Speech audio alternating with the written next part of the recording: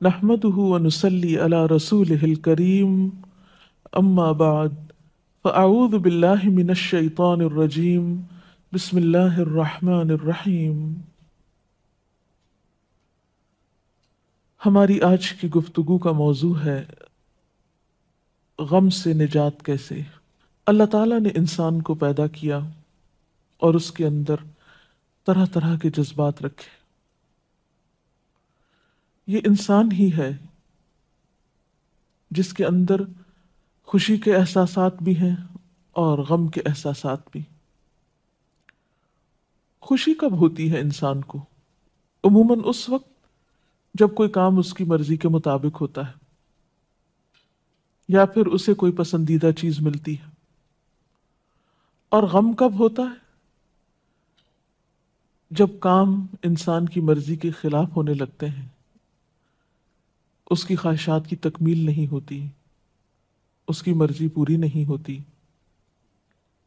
یا کوئی پسندیدہ چیز ہاتھ سے چلی جاتی ہے۔ ایسے میں انسان پھر کیا کرے؟ آج کی دنیا میں بہت سے لوگ مختلف طرح کی محرومیوں کا شکار ہو کر ڈپریشن میں مبتلا ہو جاتے ہیں۔ ڈپریشن آج کی دنیا کا ایک بہت بڑا اور گمبھیر مسئلہ بنتا چلا جا رہا ہے۔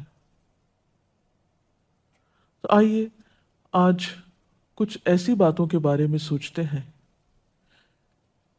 کچھ ایسے نکات اپنے سامنے رکھتے ہیں جن پر عمل کر کے کافی حد تک غم سے نجات پایا جا سکتا ہے۔ سب سے پہلی چیز ایمان کی مضبوطی ہے، اللہ تعالیٰ کی ذات پر یقین اور توکل، اس کی قدرت پر بھروسہ کہ ہر چیز اس کے اختیار میں ہے۔ وہ کن کہہ کے سب کچھ کر سکتا ہے، نفع و نقصان سب اسی کی طرف سے ہوتا ہے۔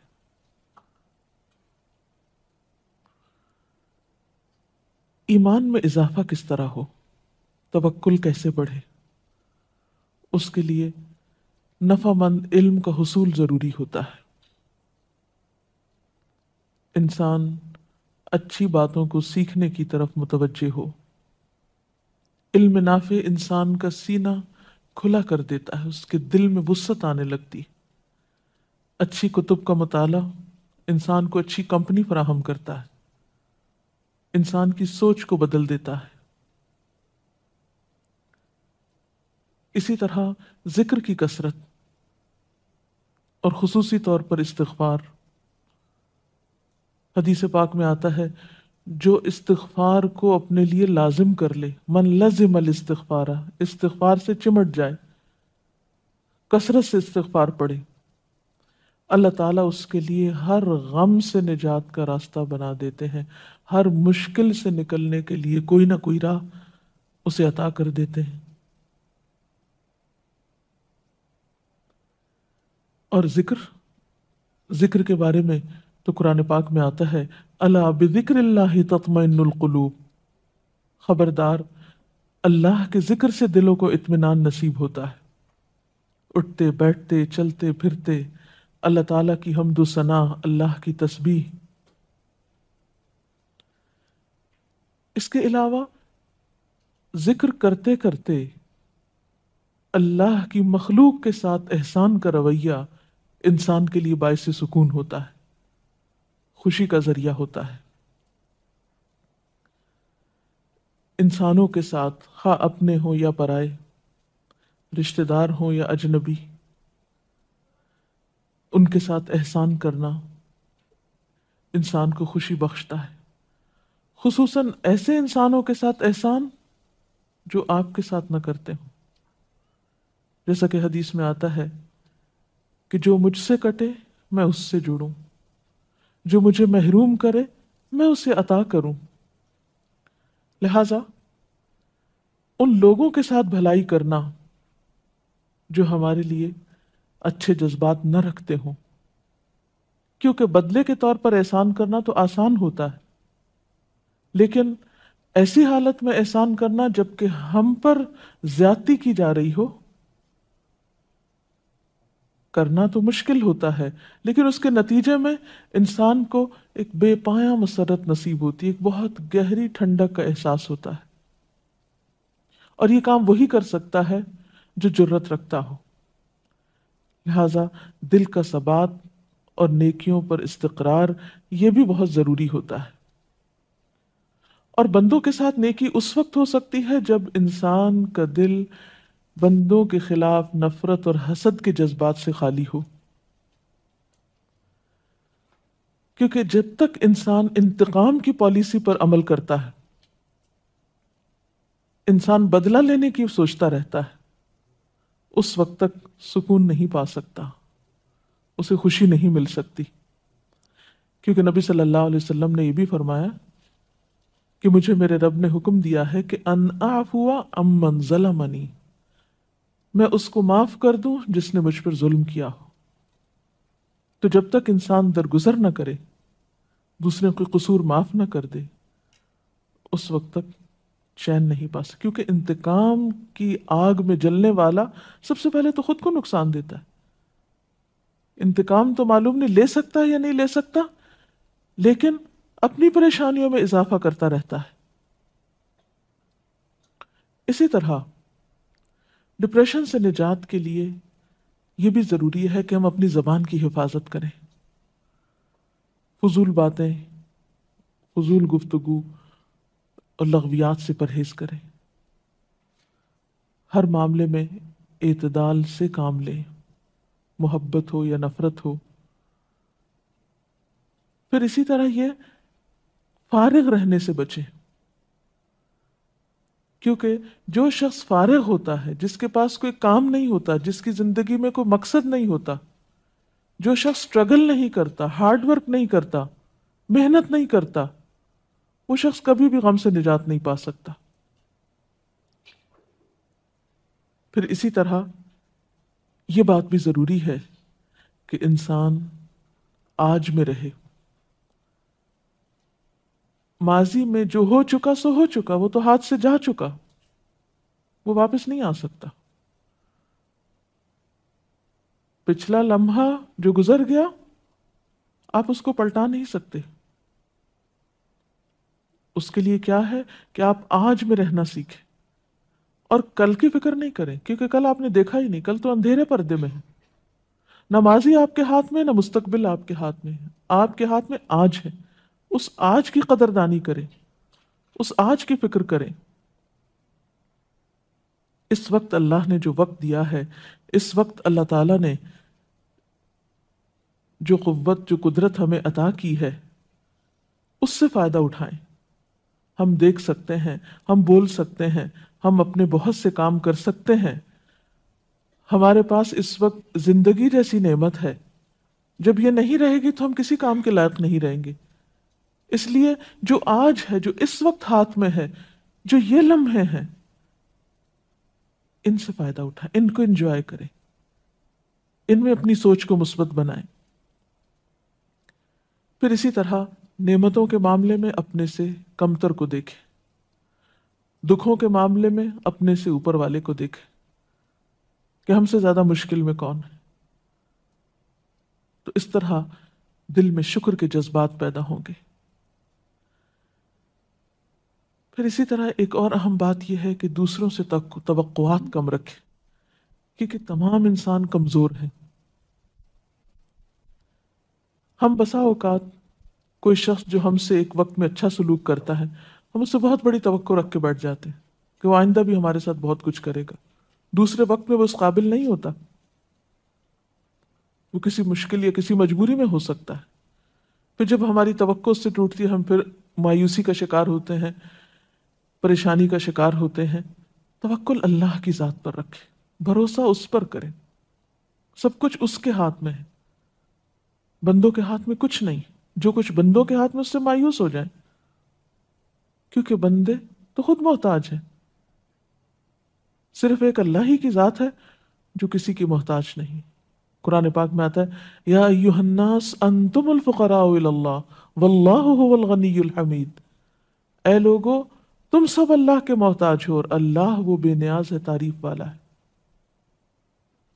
اس لیے بندوں سے، خواہ قریبی دوست ہوں، رشتہ دار ہوں، وہ لوگ جو ہمارے ہمدرد ہوں، ان سب کو انسان سمجھیے، ان کی کمی کوتاہی پر ان کے خلاف دل میں غم، غصہ اور رنج رکھ کے نہ بیٹھیے، اس سے آپ کو خود نقصان ہوگا۔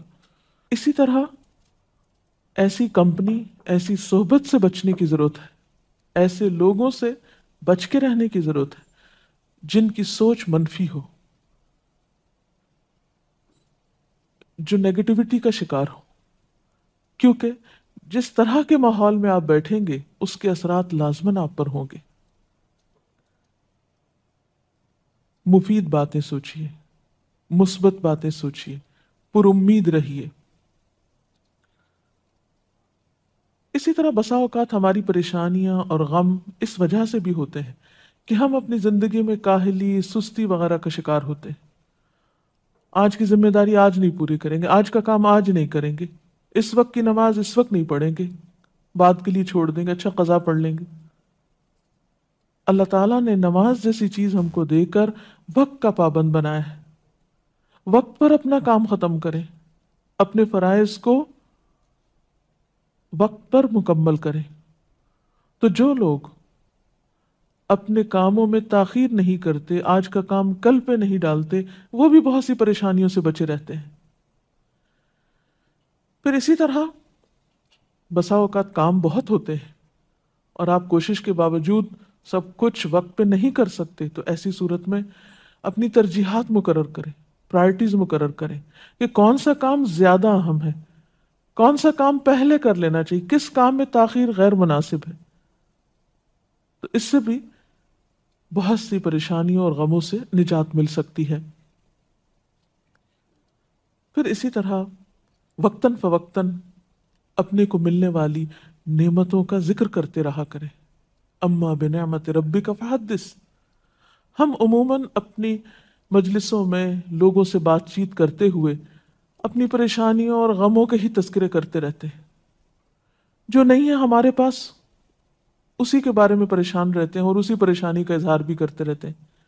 اس کے برعکس اپنی سوچ کو مثبت بناتے ہوئے ان باتوں کا ذکر کیا کریں، ان چیزوں کا جو آپ کی زندگی میں ہیں، جو آپ کی اچیومنٹس ہیں، جو نعمتیں اللہ نے آپ کو دے رکھی ہیں۔ تو اس سے آپ کے اندر ایک شکر کے جذبات پیدا ہوں گے اور وہ غم بھول جائیں گے جو آپ کو کچھ چیزوں کے نہ ہونے کی وجہ سے لاحق ہے۔ پھر اسی طرح کثرت کے ساتھ اپنے لیے دعا کیا کریں، اور نہ صرف یہ کہ اپنے لیے بلکہ دوسرے لوگوں کے لیے، کیونکہ انسان جب دوسروں کے لیے دعا کرتا ہے تو اس کے اپنے لیے قبولیت ہوتی ہے۔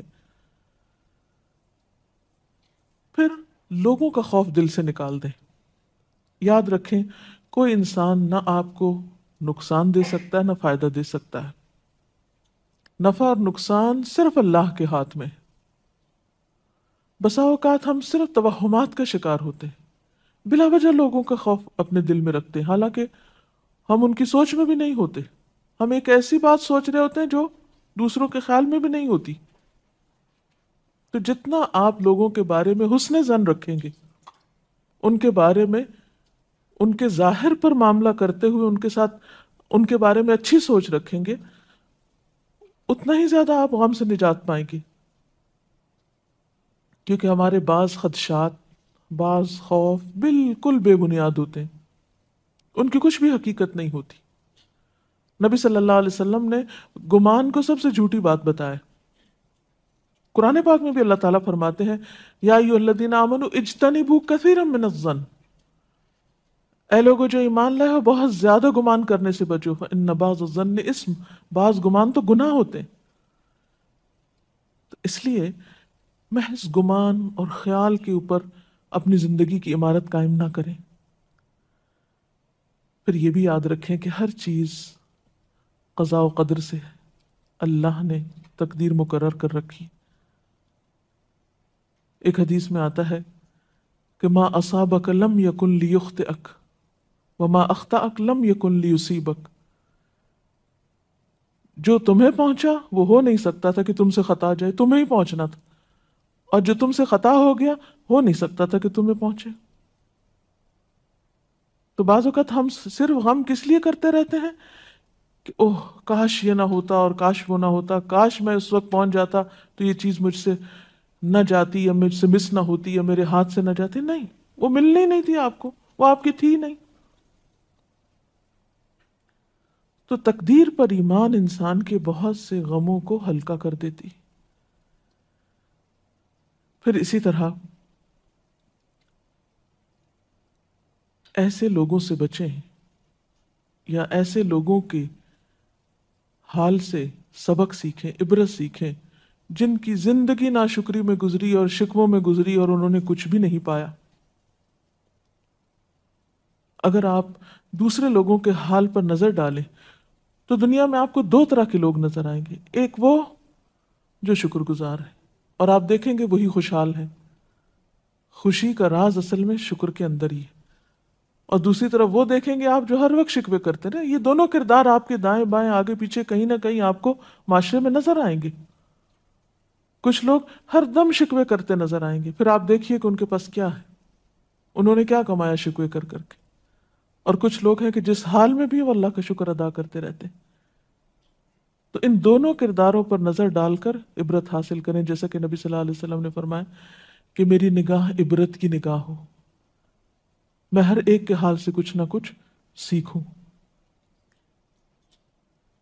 پھر یہ کہ کسی بھی تنگی اور تکلیف کے موقع پر یہ نہ بھولیں کہ ان مع العسر یسرا فان مع العسر یسرا، کہ ہر تنگی کے ساتھ آسانی ہے، ہر مشکل کے ساتھ آسانی ہے. جہاں کوئی تکلیف آئی ہے ضرور اس کے پیچھے کوئی اللہ کی حکمت. اللہ اپنے بندوں پہ ظلم کرنے والا نہیں ہے.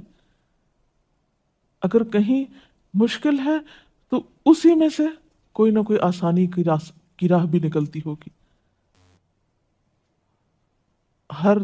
جیسے کہ ایک روایت میں آتا ہے کہ ہر دا کے ساتھ دوا بھی ہے، یعنی ہر بیماری کا علاج موجود ہے، ہر مشکل کا حل موجود ہے.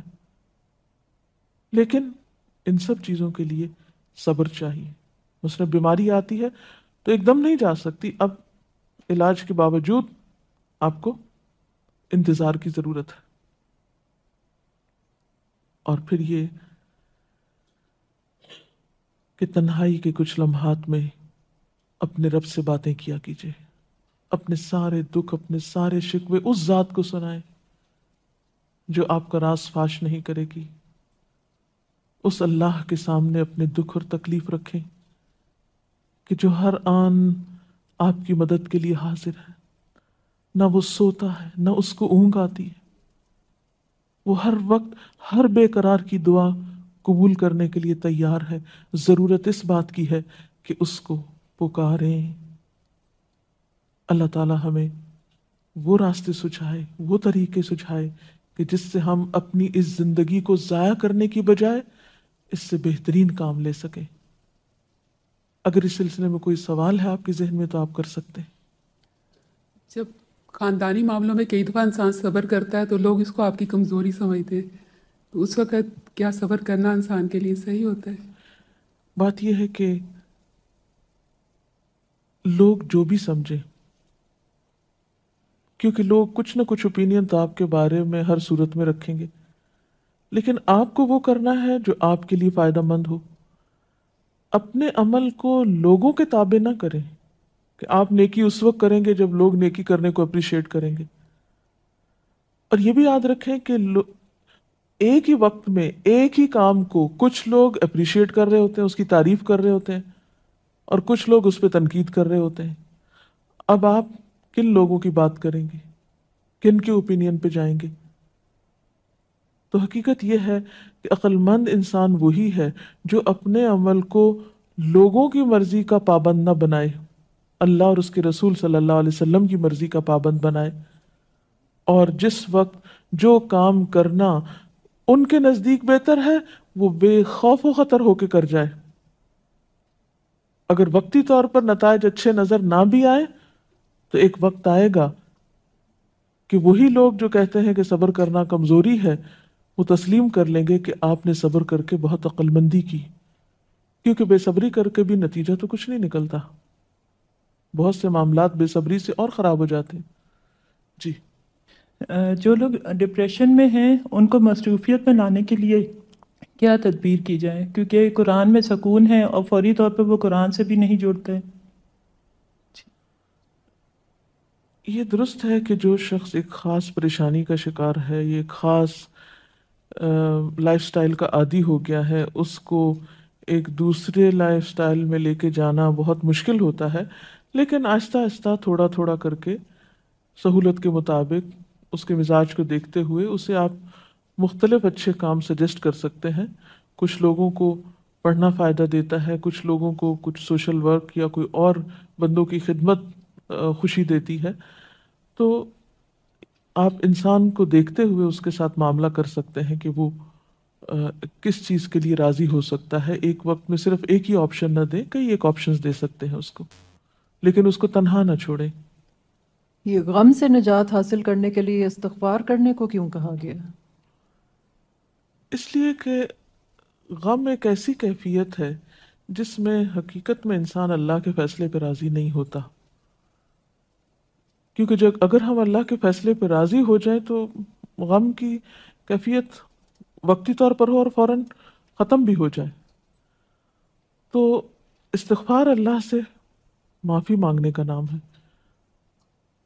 تو جب انسان استغفار کرتا ہے، اللہ تعالیٰ اس کی طرف اپنی رحمت کے ساتھ متوجہ ہوتا ہے، اس کو پھر توفیق دیتا ہے کہ وہ نیکی کی طرف مائل ہو اور اس چیز سے باہر نکل آئے جس کو اس نے اپنی زندگی پر، اپنی نعمتوں پر طاری کر رکھا ہے. کیونکہ غم منانے والا شخص ایسا ہی ہے کہ جیسے وہ ساری نعمتوں سے دستبردار ہو گیا ہے، ساری نعمتوں سے ناراض ہو گیا ہے جو اللہ نے اس کو دے رکھی ہیں، اور ایک نعمت کے جانے پر یا ایک مرضی پوری نہ ہونے پر وہ خفا ہے اللہ سے اور بندوں سے. تو اس لیے استغفار ضروری ہے. جی. ڈاکٹر صاحب، آپ تقدیر کے بارے میں کیا کہتی ہیں؟ کہ بعض لوگوں کو یہ کہتے ہوئے سنا ہے کہ جب تقدیر میں ہی لکھا ہے کہ ہم نے کیا کرنا ہے، اللہ کو سب معلوم ہے، تو پھر کیوں جو بھی ہم کریں گے وہ تو اللہ کو معلوم ہی ہے. لیکن اللہ تعالیٰ ہی نے حکم دیا ہے کوشش کرنے کا. اللہ کو معلوم ہے، سب کچھ معلوم ہے، لیکن معلوم ہونے کا مطلب یہ نہیں کہ ہم اپنی ایفرٹ اور اسٹرگل چھوڑ دیں. وہ اس کے حصے میں ہے، ہمارے حصے میں ہمارا کام ہے. جی میڈم، جیسے لوگ جو ہیں وہ زیادہ تر ابھی بھی لوگ جو ہیں، علم تو آ چکا ہے، بہت اللہ کا شکر ہے، لیکن لوگ ابھی بھی لوگوں پہ اور مال پہ زیادہ ڈیپینڈ کرتے ہیں بجائے اس کے کہ اللہ پہ توکل کریں. تو ایسی کوئی قرآن میں اور حدیث اس کی روشنی میں کوئی ہمیں ایسا کوئی پہلو مثبت مل جائے جسے ہم توکل تو اللہ پہ ہے لیکن اور مثبت اور جمے ہوئے رہے ہیں اس میں، جو ہمارے لیے ایک راہ عمل رہے اسی پہ. اللہ تعالیٰ فرماتے ہیں کہ جو کوئی اللہ پہ بھروسہ کرے گا اللہ اس کو کافی ہو جائے گا، اور اس کے لیے دعا بھی سکھائی گئی ہے، حسبنا اللہ و نعم الوکیل نعم المولا و نعم النصیر. لیکن توکل کا یہ مطلب نہیں کہ انسان کوشش نہ کرے. دنیا کی محبت ایک فطری چیز ہے، دنیا کے لیے کوشش کرنا ایک فطری عمل ہے.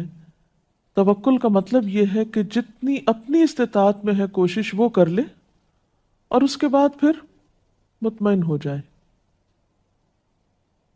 کیونکہ انسان کو ملتا وہی ہے جو اللہ کا اذن ہوتا ہے. انسان کوشش نہ چھوڑے کیونکہ اللہ کا حکم ہے کوشش کرنا ہے، اور اس کے ساتھ کوشش کے بعد پھر حرص نہ رکھے، لالچ نہ کرے، جو ملا اس میں مطمئن ہو جائے. دنیاوی کاموں کے لیے تو ہمیں فوراً سم ٹائم کی اجازت مل جاتی ہے، لیکن دین کے کام کے لیے سم ٹائم ایسا ہوتا ہے کہ اجازت کا ہی مسئلہ بن جاتا ہے کہ وہاں جانا ہے، تو پرمیشن کا دل بھی اتنا چاہ رہا ہوتا ہے لیکن ہم جا نہیں سک رہے ہوتے، تو اس وقت بھی بہت ہی غم کی حالت ہوتی ہے. کوئی بات نہیں، آپ اپنے گھر میں کوئی ایسا انتظام کر لیجئے کہ جہاں آپ مل کے اپنے آپس میں رشتہ دار یا آپ محلے والے یا دوست احباب مل کے بیٹھ کے ایک دینی مجلس کا انعقاد کریں یا اللہ کا ذکر کریں. ضروری نہیں ہوتا کہ کہیں گھر سے باہر جا کر ہی انسان کسی اچھی کمپنی میں بیٹھے. بہت اچھا ہے اگر انسان کے پاس اپرچونٹی ہو، اگر نہیں تو انسان کے پاس بہت سے اور آپشنز ہو سکتے ہیں. تنہائی میں بھی بیٹھ کر آپ اللہ کا ذکر کریں گے اور اللہ سے مدد مانگیں گے تو انشاءاللہ بہت سی مشکلات آسان ہوں گی. جیسے قرآن پاک میں بھی آتا ہے یا ایھا الذین آمنوا استعینوا بالصبر والصلاۃ، اے لوگو جو ایمان لائے ہو صبر اور نماز کے ذریعے اللہ سے مدد مانگو. تو اللہ بندے کو کافی ہو جاتا ہے جب بندہ اپنی کوشش کے بعد اس پر بھروسہ کرتا ہے. اللہ تعالی ہمیں ہر غم اور ہر تکلیف سے نجات دے. میں اپنی گفتگو کا اختتام نبی اکرم صلی اللہ علیہ وسلم کی اس دعا کے ساتھ کروں گی، اللہم انی اعوذ بک من الہم والحزن واعوذ بک من العجز والکسل واعوذ بک من الجبن والبخل واعوذ بک من غلبۃ الدین وقہر الرجال. اس دعا میں بھی آپ صلی اللہ علیہ وسلم نے غم اور فکر اور حزن اور ہم سے اللہ کی پناہ طلب کی ہے. تو حقیقت یہ ہے کہ وہی ہے جو ان تمام مصیبتوں سے نجات دینے والا ہے. اللہ تعالی ہم سب کو اپنی عافیت میں رکھے. وآخر دعوانا ان الحمد للہ رب العالمین. سبحانک اللہم وبحمدک نشہد ان لا الہ الا انت نستغفرک ونتوب